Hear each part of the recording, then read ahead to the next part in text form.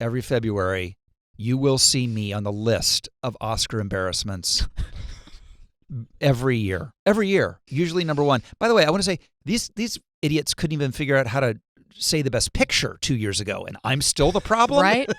Yeah. Really? Yes. Yeah, Faye Dunaway gets off. Oh, yeah. Yeah, like nobody cares. Now, Meanwhile, keep hammering that. keep hammering Rob keep hammering Lowe. that 26-year-old Rob Lowe. Yes. Okay, so you were asked to perform on the Oscars. Well, there you go. You're starting with the right concept. I'm a Midwesterner, which means I am a people pleaser, Of course. right? So if you ask me to do something politely, I'm probably going to find a way to say yes.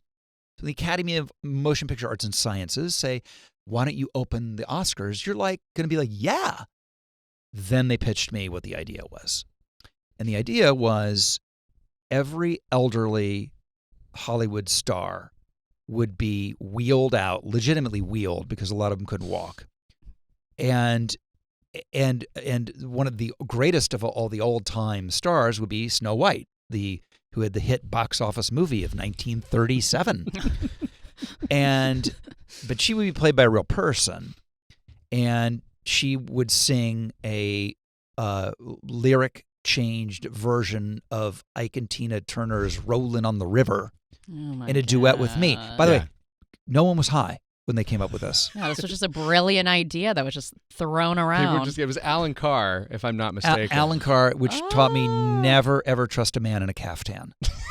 Alan Carr wore a lot of caftans. He had produced Grease. Yes. Anyway. But he'd also produced, and this should have been a warning flag, the movie version of Sgt. Pepper's Lonely Hearts Club Band without the Beatles. Yeah. Who needs them? Right. He had also produced my favorite movie of all time, Can't Stop the Music, starring the Village People. The Village People, yes. I talk about it a lot. Anyway, so Alan Carr's producing the Oscars, asks you to perform with Snow White, Tina and Ike Turner's Here's my favorite is Proud Mary. All I can think of is thank God this was before the time of cultural appropriation or diversity. Oh, yeah. Can you imagine? It's like, no, we're not going to use Tina Turner or Ike Turner. We're going to use Snow White and Rob Lowe. That would have gone over well. So did you, when you were Everyone's rehearsing, like, sign right off. you were rehearsing, did you know something was amiss? Or did you think we're going to kill By the way, it? here's the thing. You know who wrote the new version of the song? Marvin Hamlish. Oh, I I'm didn't sorry. know that. I'm sorry. Mm. So He's the real deal. So what's the scenario? 26-year-old Rob Lowe goes, hey, Marvin Hamlish, double Academy Award winning composing genius, Mount Rushmore Hall of Fame guy. I think your song sucks. That's not going to happen. I would have just fallen off the stage and broken my arm or something. And like, I'm out.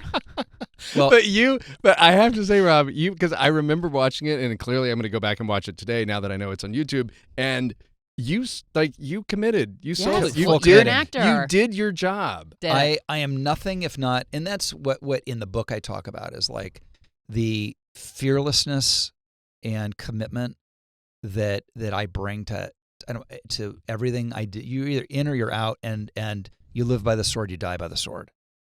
Really, truthfully, it's like for every Behind the Candelabra performance, there's a Snow White Oscar.